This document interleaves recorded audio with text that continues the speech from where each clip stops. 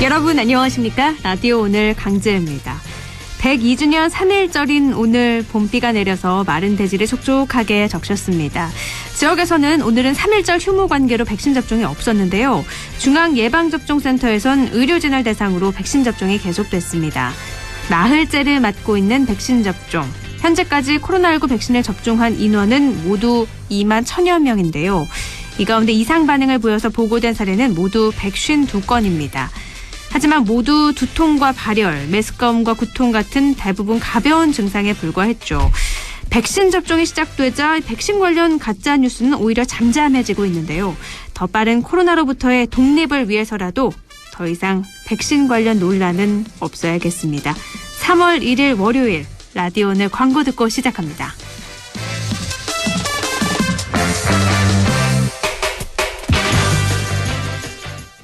무공해 고원에서 자란 프리미엄 돼지고기. 고고고 고원돈, 고기는 고원돈, 육즙 가득 고원돈 암돼지. 맛있다. 고고고 고원돈, 고기는 고원돈, 부드러운 고원돈 암돼지. 무공해 고원에서 자란 프리미엄 고원돈 암돼지. 비즈니스 신세계로 가는 길 알려줘. 구리도시공사가 민관합동사업으로 선보이는 지식산업센터 휴벨라인으로 안내합니다. 경춘선 별내역 8호선 연장부와 GTX B노선 추진해 트리플 역세권 전층 층고 6m라며. 자, 성공 향해 출발. 시공 신세계건설 문의 1544-6008. 자, 따라해보세요. 이카운트 ERP 4만원 회계관리, 이카운트 ERP 4만원. 재고관리, 이카운트 ERP 4만원 생산관리. 사업 성공 함께해요. 이카운트 ERP의 모든 기능을 월 4만원에 드립니다. 이카운트 가입비 부가세 별도.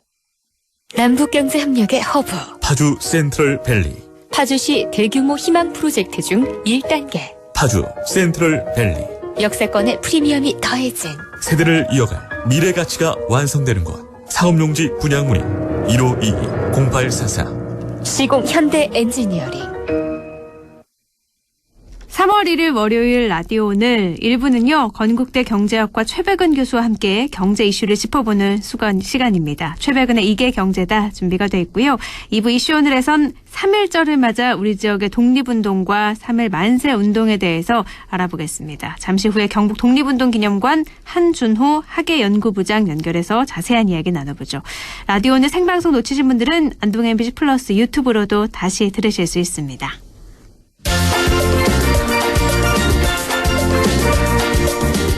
최백은의 이게 경제다. 경제 이야기를 쉽고 명쾌하게 풀어보겠습니다. 건국대학교 최백은 교수 함께합니다. 교수님 안녕하세요. 네, 안녕하세요. 네, 국제금융협회가 지난해 전 세계 부채 규모를 발표했는데 이게 사상 최고치를 기록했다고요? 예, 맞습니다. 우리가 코로나 재난 때문에 상당히 경제 위기에 빠졌기 때문에 예상은 했을 텐데요. 네. 실제로 이제 그러니까는 이 IIF라고 국제금융협회인데요. 네. 은행들이 회원사로 되어져 있는 하나의 협회입니다. 그리고 여기서 이제 그러니까 발표한 거에 의하면은 GDP 대비로요. 네. 전 세계 GDP 대비로 한 35%포인트나, 그러니까 35%면 그러니까 320에 있던 게 한 355%를 GDP 대비로요. 네. 이렇게 이제 급증을 했는데 이게 어느 정도로 좀 이제 감이 안 오실 텐데, 네네. 일반 청취자들은요. 금융위기 때 같은 경우가 2008년도에 한 10%포인트, 2009년도에 한 15%포인트가 증가해서 2개년도 합해도 25%포인트 했었거든요. 네. 근데 이번에는 1년 만에 35%포인트 했었으니까요. 그리고 이제 올해도 어차피 이제 부채가 계속 증가할 수밖에 없는 지금 상황이거든요. 네. 그래서 그러다 보니까는 글로벌 금융위기 때 2년 동안에 걸쳐서 GDP 대비 당시에 GDP 대비 25%포인트가 올랐는데 이번에는 1년 만에 35%포인트가 올랐다는 점에서 상당히 얼마나 충격적이었는가를 알 수 있는 거죠. 말씀하신 것처럼 코로나19 때문에 부채가 늘어날 건 어느 정도 예상이 됐는데 이번 수치들이 네. 그 예상을 훨씬 뛰어넘는 수준이었다는 거죠. 맞습니다. 예. 그러니까 코로나19 그럼 전후 1년간으로 봤을 때 민간 채무, 정부 채무, 변화폭은 어떻게 나타났나요? 아무래도 이제 그러니까 여기 이제 그러니까 국제금융협회에서 이제 대상 국가로 하는 것이 한 48개 국가를 대상으로 하고 있습니다. 네. 이제 근데 이 48개국가를 대상으로 해가지고 평균을 이렇게 내보고 있는데 정부 부문이 아무래도 이제 가장 많이 이제 오른 걸로 나타나고 있어요. 네. 정부 부문이 코로나 재난 이전에는 한 88% GDP 대비입니다. 이 수치들이요. 88% 정도 됐었는데 이게 한 105%까지 뛰었으니까는 한 뭐 17% 정도, 17% 정도 이렇게 올랐고요. 네. 그 다음에 이제 가계는 한 4% 정도 올랐고 포인트 정도예요. 그 다음에 이제 비금융 이제 기업들이요. 금융 기업들은 이제 우리가 이제 고려할 필요가 없는 게 금융 기업들은 대부분이 은행들은 그 자산의 대부분이 부채이기 때문에요. 네.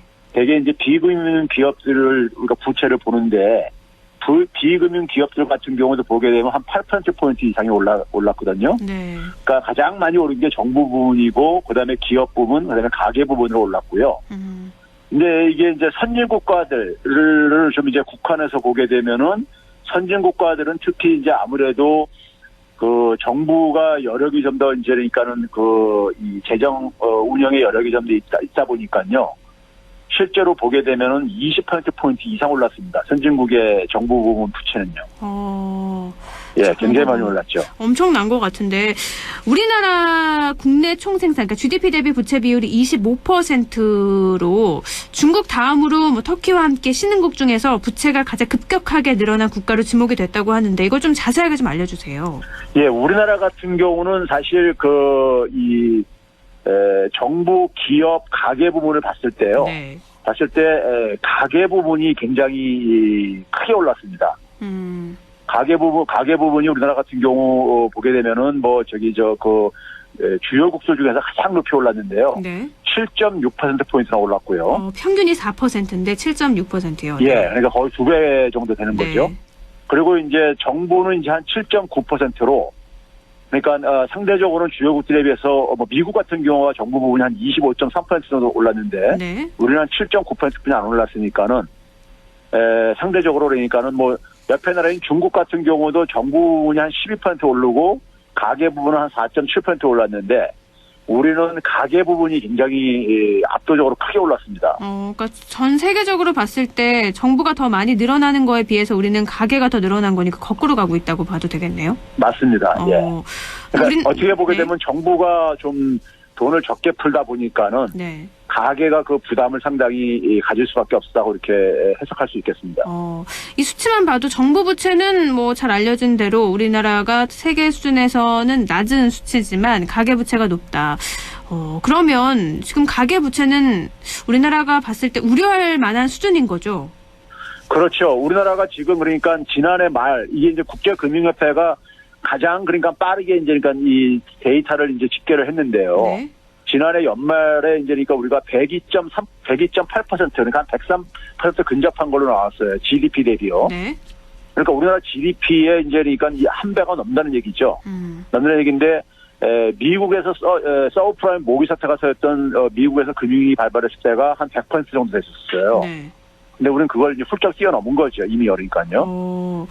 이건 수치를 봤을 때도 굉장히 심각한데 유승민 전 의원이 최근에 이런 발언을 했어요. 가계부채 증가 원인에 대해서 소위 영끌과 비투 때문이라고 하면서 미친 집값, 전월세 내느라고 대출을 받아야 되고 또 주식에 투자하느라 대출까지 받기 때문이다. 그래서 부동산 경기를 잡아야지 이 대출을 가계부채를 잡을 수 있다. 이런 입장을 냈거든요. 이건 어떻게 생각하세요? 예, 지난해 같은 경우 보게 되면은 지난해부터가 아니라 이미 그러니까 2019년 3분기부터요. 네.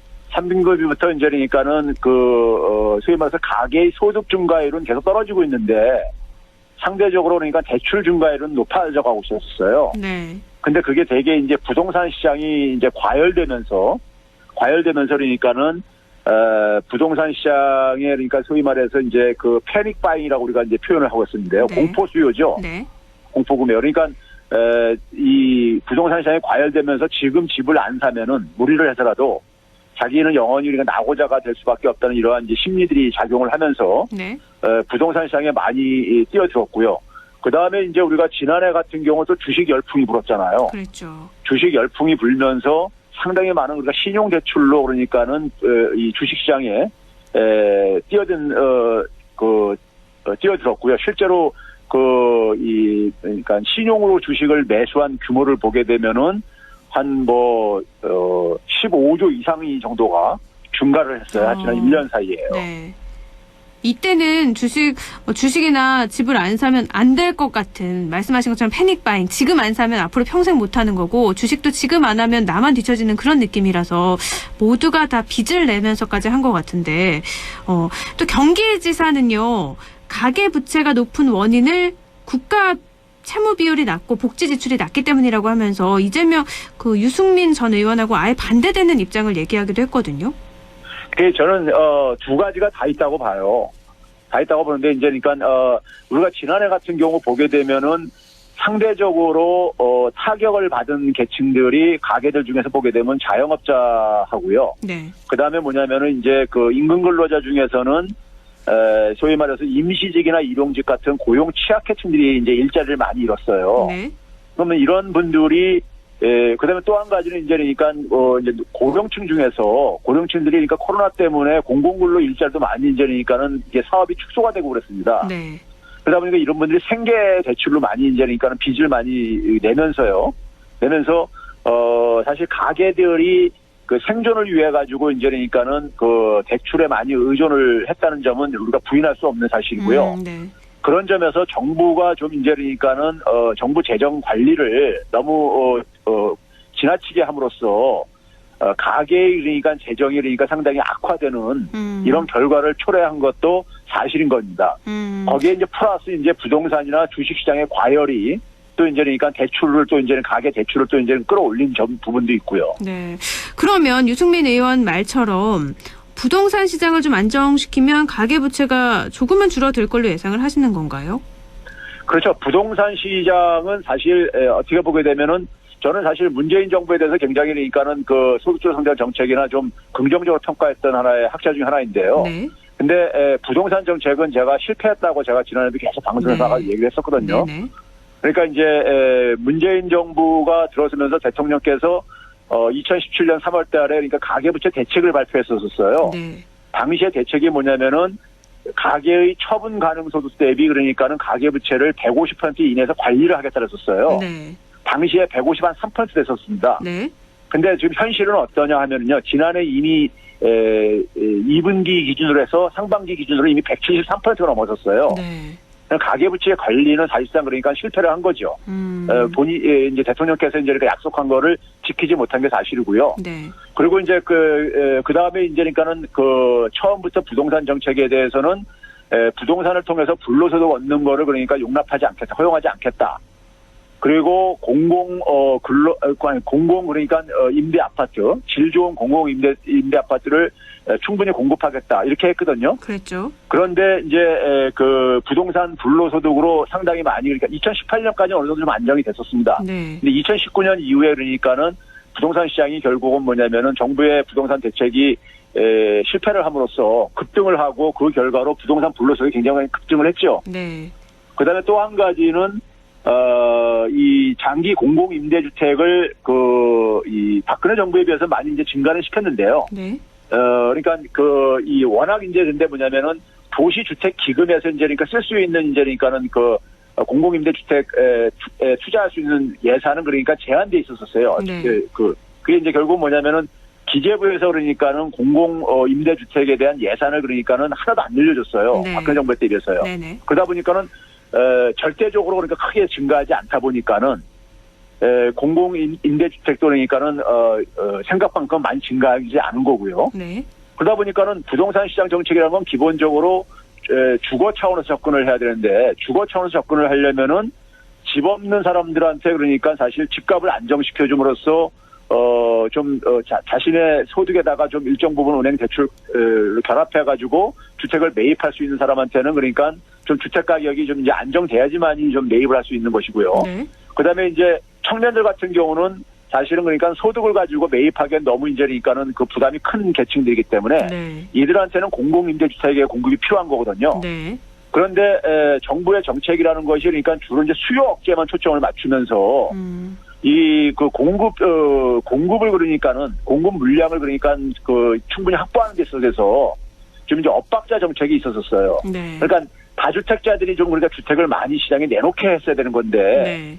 이게 이제 초창기에 보게 되면은 다주택자들의 어떤 하나의 그런 그 인센티브를 또 주는 정책, 예를 들면 그러니까 임대사업자한테 혜택을 주는 정책을 또 한편으로 또 이렇게 추진을 하다 보니까는 네네. 그러다 보니까는 다주택 소유를 오히려 그러니까 좀 부추긴 측면도 있었죠. 네네, 그랬죠. 네, 그러다 보니까는 정책이 엇박자가 나면서 그러니까는 사실 이 부동산 시장을 안정화시키는 것은 사실 실패를 한 거죠. 그러니까 그 결과로 이제 그러니까는 지난해 2019년 3분기부터는 그러니까 소위 말해서 공포 수요가 막 이제 불이 붙었던 거고요. 지난해 이제 결정을 보였었던 거죠. 그러니까 부동산 정책 실패로 인해서 가계부채가 늘어난 건 사실이다. 이렇게 말씀을 하신 건데 수요 공급을 제대로 맞추지 못해서요. 그러면 결국에는 부동산 시장 안정도 중요하고 또 복지 측면에서도 정부 부채를 조금 늘려서 가계부채를 낮추는 방법 이것도 지금 필요하겠네요. 그렇죠. 결국 지금 이 정부가 흔히 말해서 이제 기재부 홍남기 부총리 같은 경우는 정부 재정이 화수분이 아니다. 이제 이런 식으로 이제 정부 재정을 굉장히 보수적으로 관리를 이렇게 해왔는데요. 네. 근데 결과론적으로 근데 우리가 민생이 굉장히 지금 그러니까 이제 위협을 받고 있다 이겁니다요. 네. 그러니까 민생이 위협받는 상태 속에서 국민이 없는 국가라는 게 어디 있겠습니까요? 기본적으로요. 네. 그런 점에서 그러니까 정부의 재정 안정이라는 것도 민생이 안정이 안 되어지게 되면은 이게 지속이 불가능한 거거든요. 네. 그런데 너무 이제 그러니까는 경직적으로 운영했다는 것이 국제적인 그러니까 비교에서도 확인되어지고요. 네. 그다음에 이제 그러니까 우리가 흔히 이제 정부 재정을 이제 이렇게 경직적으로 운용을 하면서 내세웠던 논리 중에 하나가 뭐였냐면은 소위 말해서 대외 신윤도가 악화된다. 그렇죠. 국가 정부 재정이 신용등급 나빠지게 떨어진다. 되면은 네. 뭐 이런 얘기를 하고 그랬었어요. 네. 그런데 이번에 이제 국제금융협회에서 발표한 나라들을 48개국을 제가 쭉 개별적으로 국가 신용등급의 변화를 이렇게 추적을 해봤어요. 네. 해봤는데 국가 채무 증가하고는 아무 관계가 없었어요. 국가 신용 등급이 국가 채무하고는 상관이 없다고요? 예. 그러니까 예를 들어서 네. 이 48개 국가 중에서 국가 신용 등급이 강등된 나라가 4나라가 있었습니다. 지난해에요. 네. 4나라가 있었는데 예를 들어서 멕시코 같은 경우는 지난해 그러니까 36%에서 45%로 국가 채무가 증가했습니다. 네. 근데 우리보다 낫죠. 그렇죠. 우리는 뭐냐면 지난해 같은 경우 우리가 이 국가 채무가 47%까지 증가했거든요. 네. 그러니까 우리보다 좀 낮음에도 불구하고 신용 등급은 떨어졌어요. 네. 멕시코 같은 경우는요. 떨어지고 그리고 이제 뭐 마찬가지로 뭐 이 떨어진 나라들 보게 되면은 우리보다 낮음에도 불구하고 떨어진 나라들이 있는데 네. 이건 사실 예상할 수 있었던 것이요. 우리가 예안이기 때 보게 되면은 정부 채무가 10%는 안 됐었어요. 당시에요. 네. 외환위기 때요. 굉장히 낮았었죠. 네. 근데도 외환위기가 터졌었거든요. 네. 그리고 이제 그 이후에 우리나라가 정부 채무 비중이 한 4.7배 정도 증가한 겁니다. 네. 외환위기 이후에요. 네. 10%에서 47%가 증가했으니까요. 네네. 그런데 국가 신용등급은 한 7단계 올라갔습니다. 오히려요. 그 과정에서요. 네. 그래서 이 떨어진 나라들을 제가 추적을 해보니까는 이 신용등급이 떨어진 나라를 추적해보니까 경상수지 적자가 굉장히 지속되는 나라들이에요. 공통점이요. 경상수지 적자요. 네. 예. 경상수지라는 게 우리가 해외에서 그러니까 돈을 얼마 달러를 벌어들이냐는 능력을 얘기하는 건데 이게 적자라는 얘기는 그러니까는 벌어들인 달러보다 나간 달러가 더 많다는 얘기인 거죠. 네. 그러다 보니까는 해외 투자자들 입장 속에서는 자신들이 투자한 돈을 달러로 완전하게 회수를 해야 되는데 그게 이제 그러니까 불안해 보인다 이거죠. 이들 나라들은요. 네. 그러다 보니까 이제 그러니까 신용등급이 이제 강등이 되고 그런 건데 그래서 이번에도 결과적으로 봤을 때도 보게 되면은 정부 채무가 많은 나라들이 급증을 했는데도 불구하고 국가 신용등급이 전혀 안 변한 나라들이 대부분이에요. 특히 이제 싱가포르 같은 경우 보면 참 재미있는 게요. 126%였는데 정부 채무가 네. 굉장히 이미 높았었죠. 그랬네요. 네. 높았는데 지난해 말에 148%까지 증가했습니다. 네. 그러니까 22% 정도 증가했어요. 네. 그런데 최고 등급입니다. AAA 최고 등급을 계속 유지하고 있어요. 우리나라의 지금 3배 정도 되는 채무를 가지고 있는데 등급은 최고 등급이요. 예. 이 나라가 그러니까는 1990년대부터 계속 그 최고 등급을 유지하고 있는데 네. 국가 채무는 계속 증가해 왔었어요. 그러니까 한 25년 전에는 그러니까 지금보다 한 절반 정도였었습니다. 정부 채무 비중이요. 네. 근데 이렇게 지금 보니까 한 거의 150%포인트 가깝게 이렇게 증가를 한 상태인데 지난 1년 동안도 한 22%가 증가했으니까요. 근데 국가 신용등급의 최고 등급을 유지하는 이유는 싱가포르가 경상수지 흑자가 굉장히 높습니다. 네. 그래서 외환 보유고와 GDP 대비 한 70% 이상 항상 유지하고 있어요.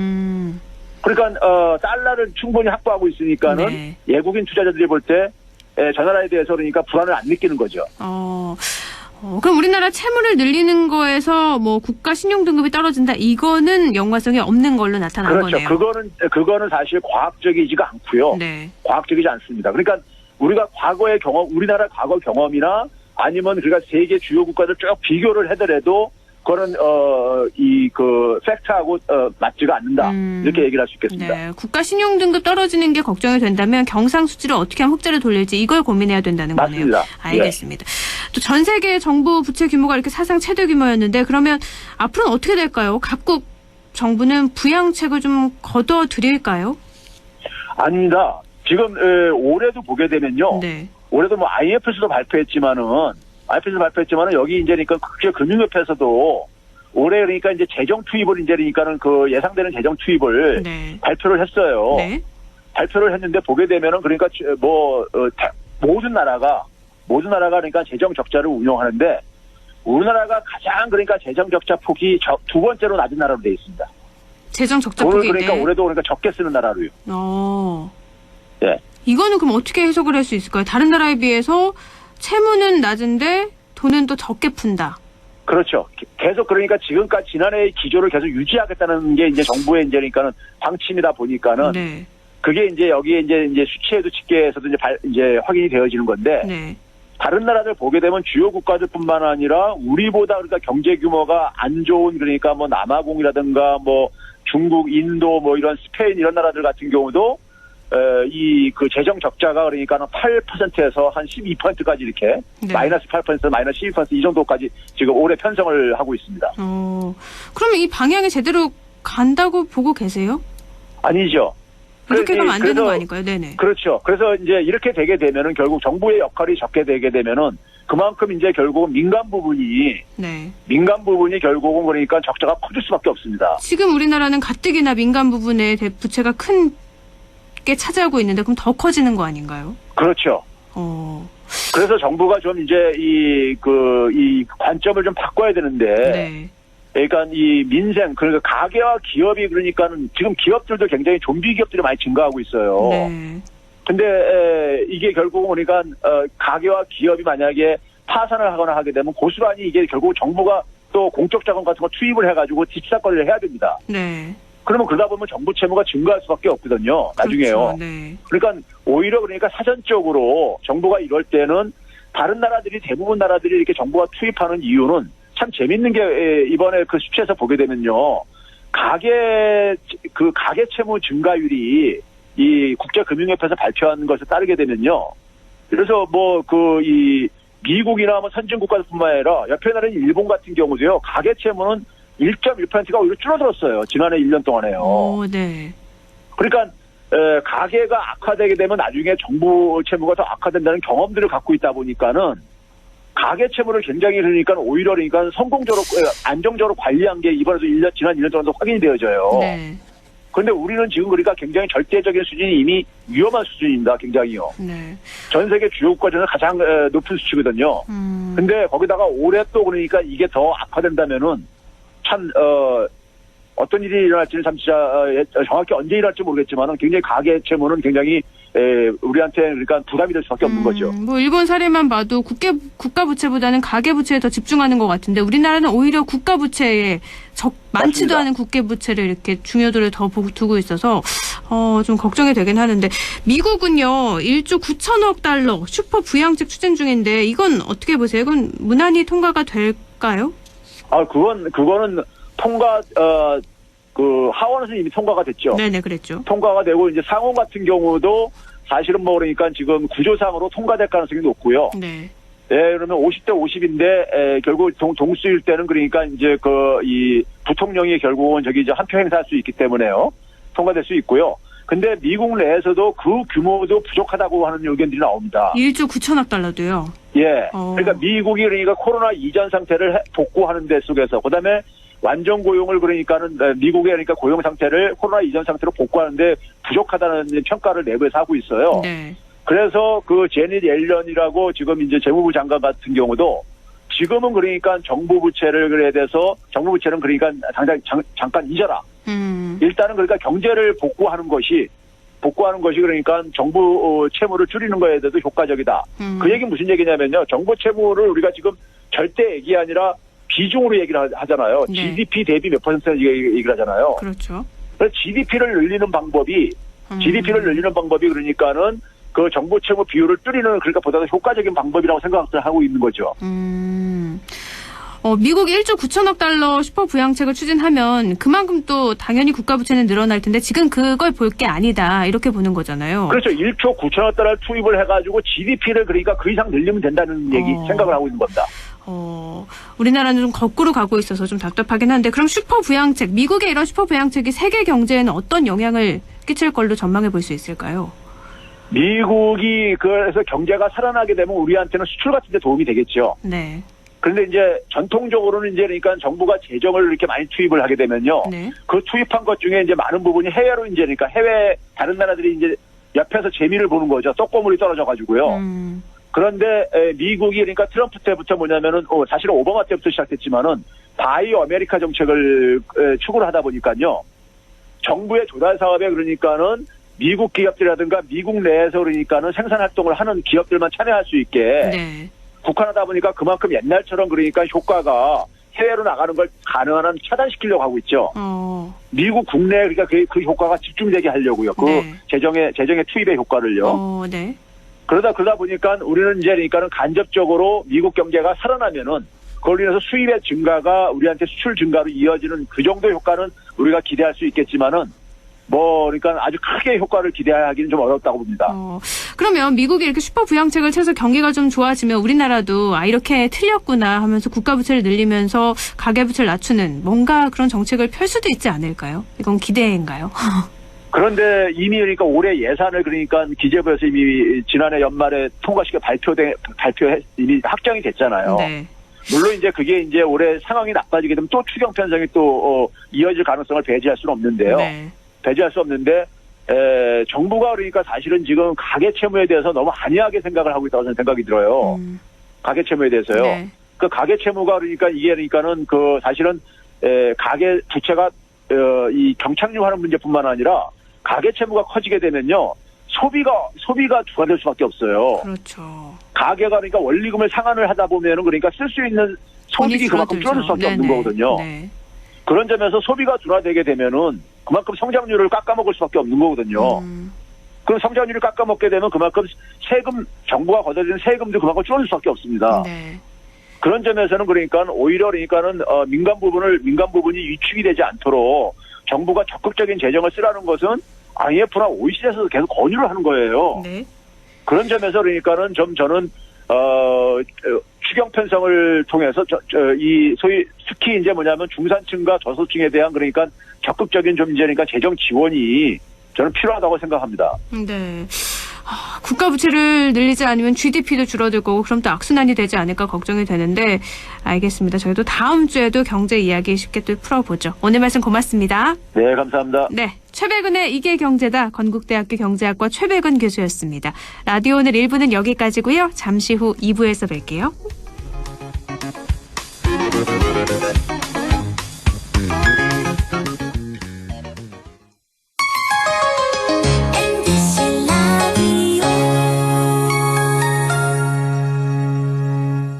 할인점보다 더 실속 있고 편의점보다 더 편리하게 살 수 있는 곳, 시장보다 더 정이 넘치고 백화점보다 더 품격 있는 곳, 이런 곳이 없을까요? 네, 우리 동네 우리 할인점 홈마트가 있습니다. 지난 25년간 항상 고객과 함께한 홈마트. 용상점, 자이점, 신용주점, 사천점에서 새롭게 고객님께 다가갑니다. 홈마트. 대한민국 IT 기술 알아주죠. 초고속 인터넷 어마어마하죠. 정보통신 인프라 엄청나잖아요. 근데 아직도 디지털이 낯설고 어려운 분들 진짜 많대요. 광희씨의 이유 있는 오지랖 여러분도 함께 해주실 거죠? 키오스크 앞에 어머님이 계셔? 가는 거예요. 두리번 길 찾는 아버님이 보여? 들이대요. 어디서나 디지털은 어렵지 않다는 거 보여주자고요. 오지랖이라고요? 그냥 오지랖이 아니거든요. 함께 배우고 나누는 디지털 소통. 디지털 세상을 살아가는 큰 힘이 됩니다. 함께 누리는 디지털 대한민국 만들어봐요. 공익광고협의회.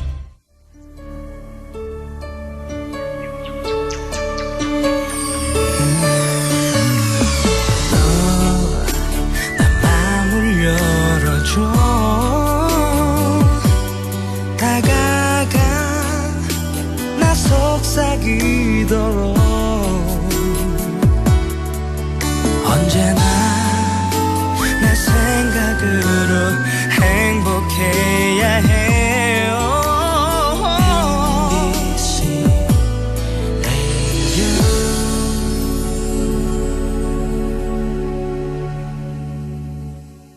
100.1 MBC 라디오.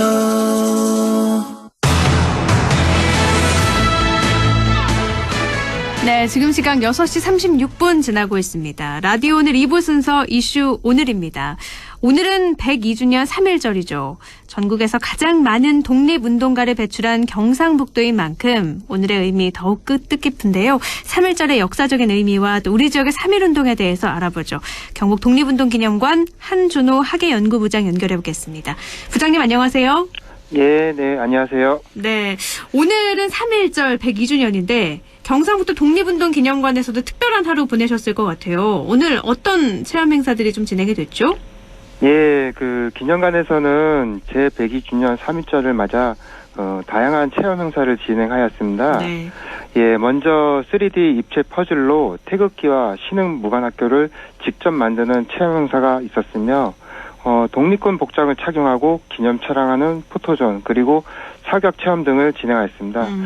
이외에도 체험 행사를 마친 관람객들에게 태극기 바람개비 만들기 교구와 소정의 기념품을 선물로 드렸습니다. 오늘 하루 종일 좀 비가 와서 이런 행사 진행하는 좀 어려움도 있었을 것 같아요. 예, 맞습니다. 야외에서 하는 행사는 다행히 없었나요? 예, 없었습니다. 비를 예상하고 저희가 실내로 다 변경을 했습니다. 그래도 좀 미리 예보가 됐던 거라서 준비가 좀 되어 있었군요. 예, 맞습니다. 알겠습니다. 우리가 이 3.1 만세운동이라고 하면 민족 대표 33인이 독립선언을 하고 또 많은 학생과 시민이 만세 시위를 벌인 걸로 알고 있는데 3.1 만세운동이 일어나게 된 배경부터 좀 알려주세요. 예, 그 여러 복합적인 요인이 결부되어 일어났습니다. 우선은 일제의 무단 통치 속에서 자행된 철저한 탄압, 그리고 광무 황제 고종의 승하가 주된 배경이었습니다.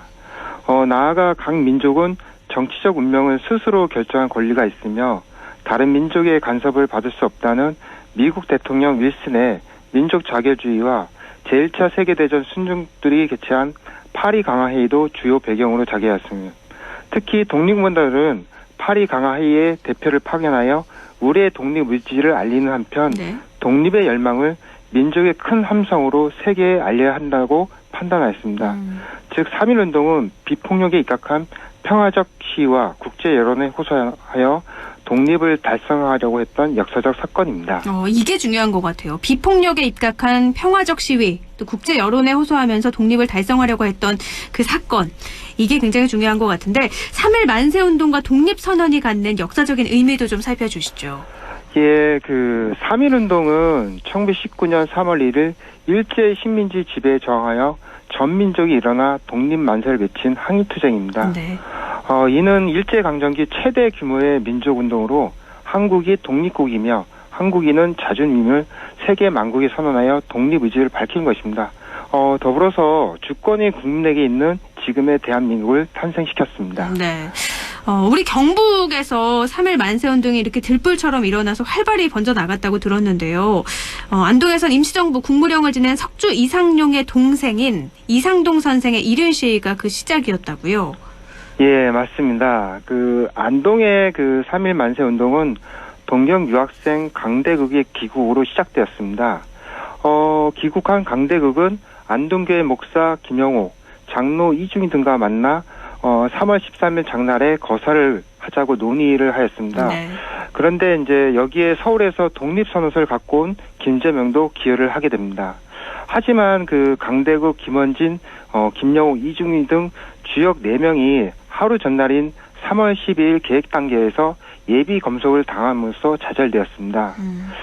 이런 상황에서 첫 만세 시위가 이상동에 의해서 이루어진 것입니다. 네. 이상동은 13일 장날 오후 현 신안회 앞 성결교회 도로에서 대한독립 만세를 외쳤습니다.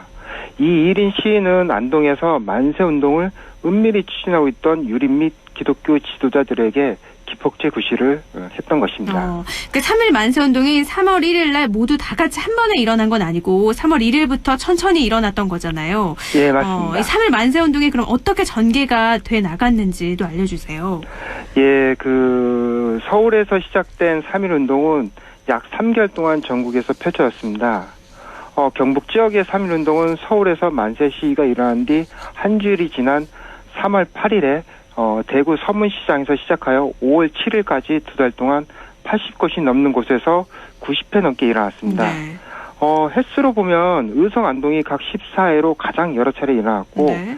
영덕 8회, 성주 7회에 이어 상주 선산이 각 4회, 그다음에 대구, 영주, 청도가 각 3회, 그리고 나머지 시군에서 한두 번씩 일어났습니다.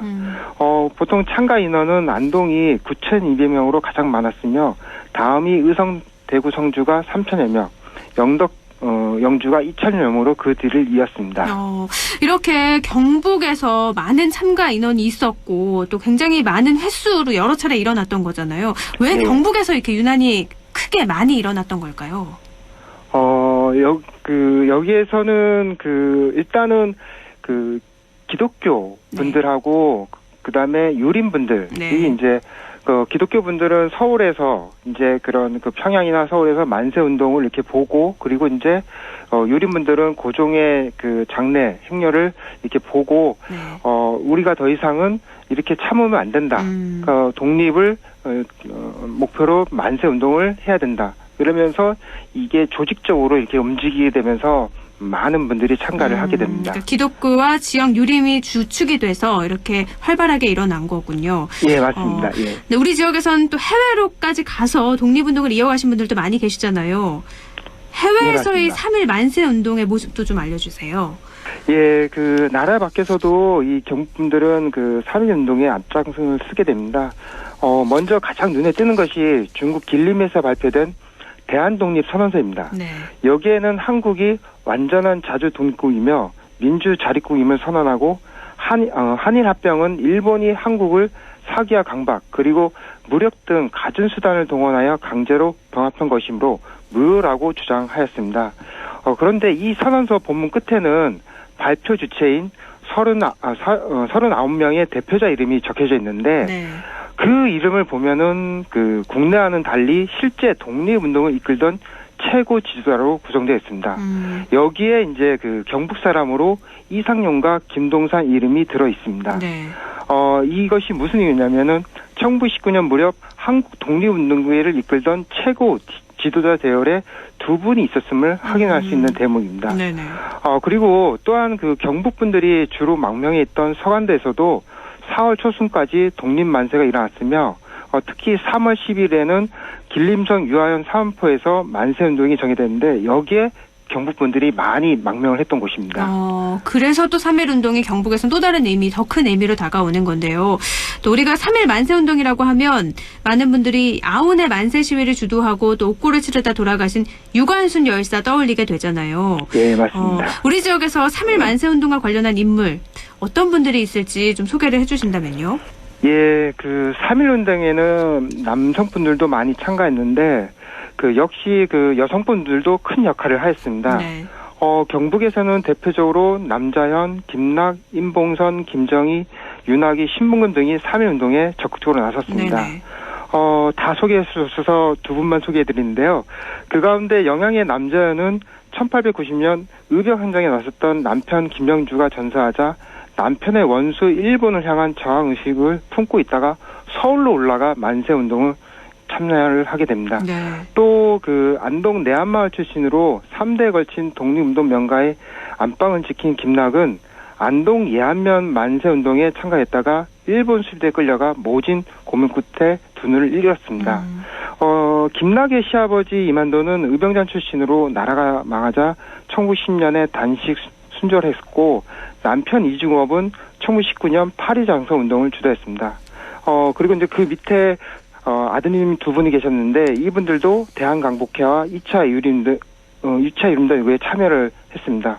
더불어서 두 사위분들도 독립운동에 또 적극적으로 뛰어들었습니다. 한 집안이 다 독립운동에 뛰어들었다고 해도 과언이 아닌 거잖아요. 예, 맞습니다. 예. 그리고 또 방금도 말씀해 주셨지만 이렇게 우리나라 또 경북의 여성 독립운동가의 조명이 최근 들어서 좀 많이 나온 것 같아요. 예전에는 주로 남성 독립운동가 위주였죠. 예, 맞습니다. 좀 여성 독립운동가에 대한 그런 발견도 좀 많이 있어야 될 것 같고 연구도 좀 필요할 것 같다라는 생각이 드는데요. 어떻게 생각하세요? 예, 이게 보통 그 남성분들 같은 경우에 독립운동 유공자 분들 같은 경우는 이 보통 그 근거 자료가 판결문이나 일제 보고 문건이 대부분입니다. 네. 근데 거기에는 보통 일반적으로 남성분들이 많이 들어갈 수밖에 없습니다. 왜냐면은 이 남편분들 아니면 아들분들이 독립운동에 적극적으로 나설 때 이 가족을 지키는 것은 결국에 여성분들의 역할이 내조가 컸기 때문에 이 여성분들 같은 경우에는 이런 독립운동에 적극적으로 나설 수 없는 가족을 지켜야 된다는 그런 신념이 있었기 때문에 그렇지만 지금은 저희 기념관에서도 이 여성분들을 적극적으로 발굴하려고 노력을 하고 있습니다. 네. 그리고 이제 뭐 대표적으로 이제 인천각의 허은 여사님이나 김우락 여사님 같은 경우에는 본인이 직접적으로 독립운동을 하진 않았지만 이 독립운동가분들, 그러니까 석주 이상용 선생님 이런 분들을 보필하고 그다음에 독립운동했던 분들 이런 분들한테 밥을 짓거나 옷을 해주는 그런 역할을 인정을 받아서 과거에 독립유공자로 포상이 된 경우가 있습니다. 네. 이렇게 이런 여성들이 없었다면 또 밖에서 독립운동을 할 수 없었던 거기 때문에 그런 것들도 좀 많이 저희가 의미를 좀 생각해봐야 되지 않을까 싶기도 한데요. 예. 끝으로 덧붙이고 싶은 말씀이 있다면 청취자 여러분께 좀 전해주시죠. 예, 지금의 대한민국을 만들기 위해서 수많은 독립운동가 분들의 나라 사랑과 희생이 있었습니다. 이분들의 헌신을 우리가 기억하고 그분들의 뜻과 정신을 자라나는 청소년과 후손들에게 전해줘야 하는 것이 지금 우리들의 책임이 아닐까 생각됩니다. 끝으로 올해는 이상용 등 많은 경북분들이 조국 강복을 위해 만주로 망명한 110주년이 되는 해입니다. 많은 관심을 부탁드리겠습니다. 네, 경북 독립운동 기념관에 이렇게 한번 둘러봐도 역사에 대해서 공부할 수 있는 시간을 가질 수 있잖아요. 예. 네, 많은 분들이 좀 찾아주셨으면 좋겠습니다. 오늘 말씀 고맙습니다. 예, 감사합니다. 네, 경북 독립운동 기념관 한준호 학예연구부장이었습니다.